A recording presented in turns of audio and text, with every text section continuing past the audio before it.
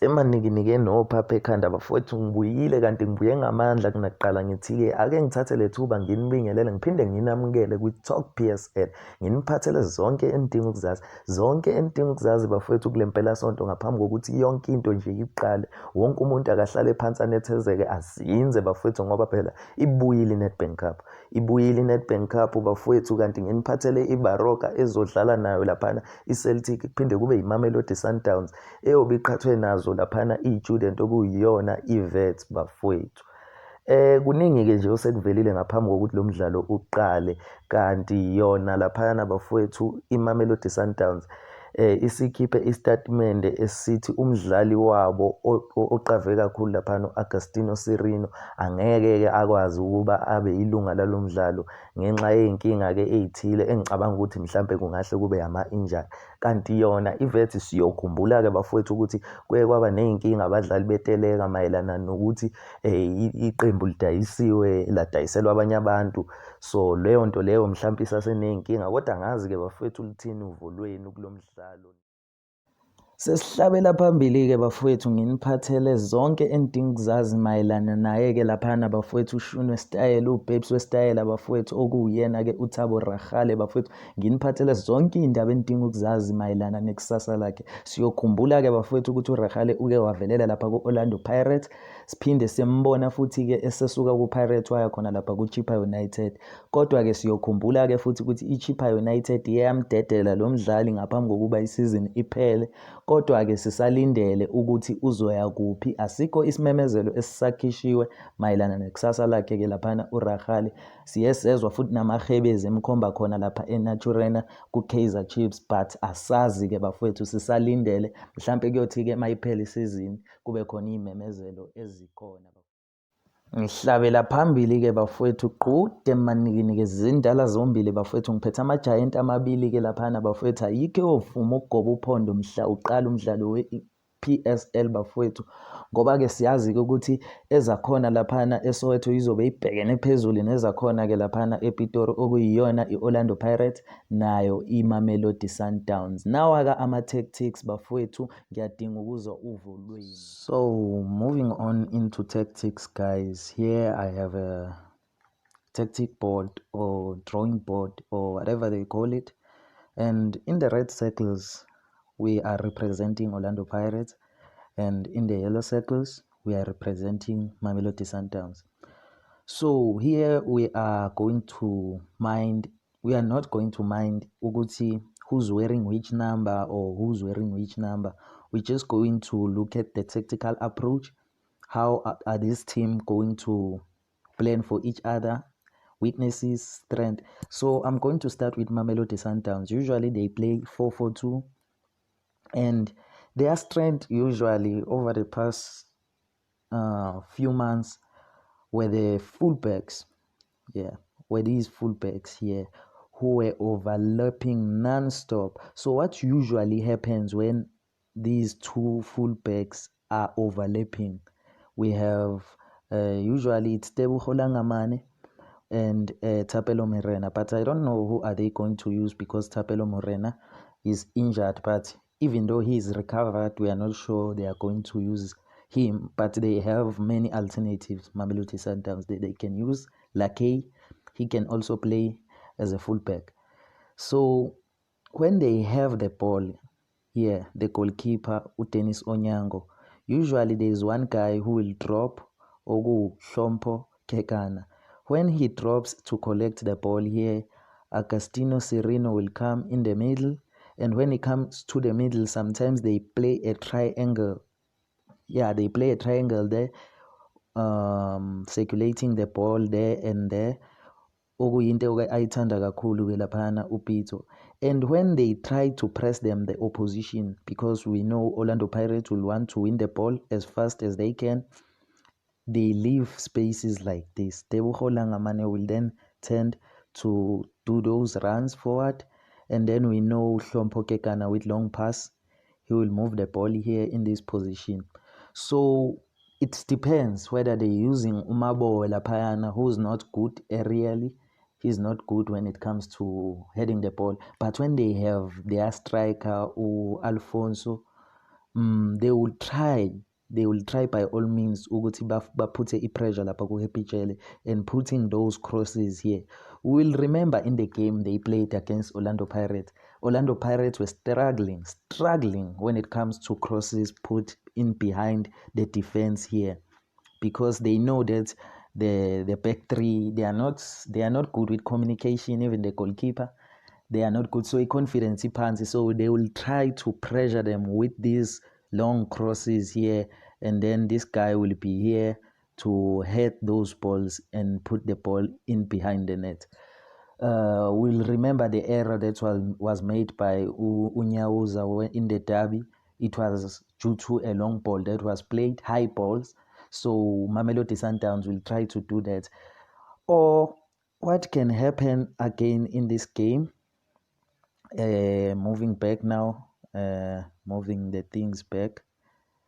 What can happen now if Pirates are happy to sit back because they don't mind if Mamelodi Sundowns play their football? Maybe they want to do what we call a counter attack, or what we call overload to isolate. So Orlando Pirates, what they usually do, we know Mamelodi Sundowns will want to play the ball. They will want the ball. They will want to dominate position. But Pirates will allow them to do that if Mamelodi Sundowns, if Pirates score first, they will allow Mamelodi Sundowns to have the ball.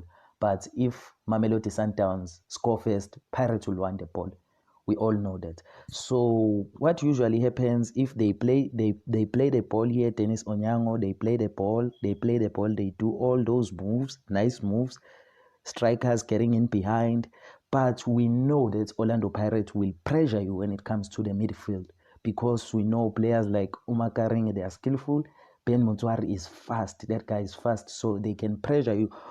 Even here, when you move the ball to Agustino Sereno, who will be guided maybe by two or more players, and I don't know if they're going to use him in this game again, because a statement was released about him not available for the Vets game, so I don't know.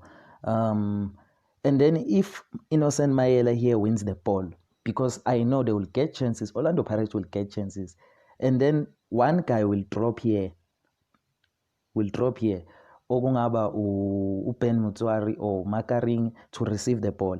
And when they receive the ball, Hlombo Kekana will follow him, because now they have to press the ball as quickly as they can if they loses the ball. That's what Pito is all about.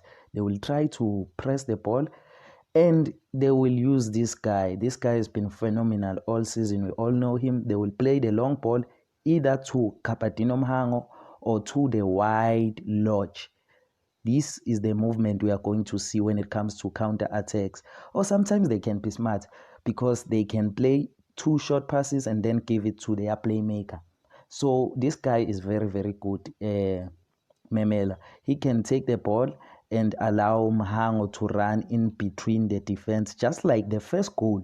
What happened when Mamelodi Sundowns was pressured in the midfield? They lost the ball, and then a long ball was made. So I don't know, guys, when it comes to tactics.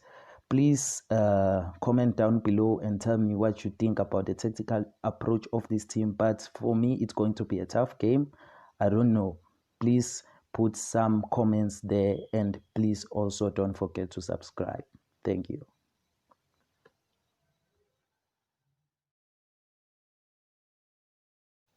Ngidlulela phambili bafowethu ngithatha amabombo ngiwabhekise eKapa lodumo bafowethu nginikhumbuze ukuthi i-Ajax Cape Town yona-ke ilindeleke ukuthi ibuye lapha ku-PSL ehleli kumaphuzu angu-48 ilandelwa yiyona-ke iswayiswayi. So bafowethu ngithi yibhekeni-ke i-Ajax Cape Town ukuthi iyabuya bafowethu.